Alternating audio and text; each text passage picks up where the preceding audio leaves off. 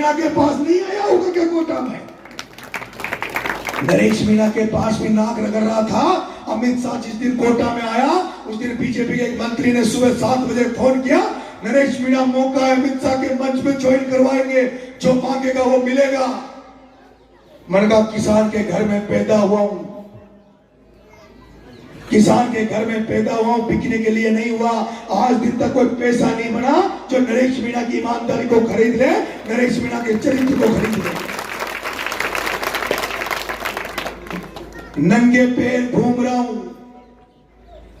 नंगे पैर घूम रहा हूं। जो भाई साहब दीनबंधु जी ने कहा कि चौधरी छोटू लाल ने कहा कि किसानों को बोलना सीखना पड़ेगा, लड़ना सीखना पड़ेगा।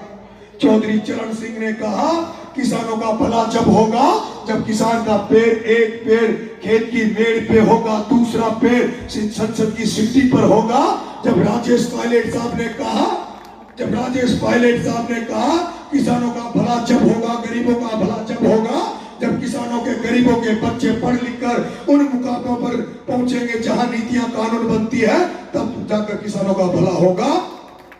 वो चौधरी छोटू लाल के पे आ जाए, आरोपी का किसान खेती के साथ साथ फैक्ट्रियां भी खोले, धंधा भी खोले, आरोपी के किसानों के बच्चों के ट्रैक्टर जेसीबी और काम भी चले। इसलिए नंगे पैर घूम रहा हूं। इसलिए मेरे किसान भाइयों, मेरी प्यारी बातों, ये लड़ाई, ये चुनाव नहीं है, ये लड़ाई है। ये लड़ाई भ्रष्टाचार ईमानदारी की लड़ाई है। वहीं दूसरी तरफ मैंने कहा कि यह व्यापारी सोच के खिलाफ किसान सोच का चुनाव है। यह व्यापारी सोच के खिलाफ किसान सोच का चुनाव है।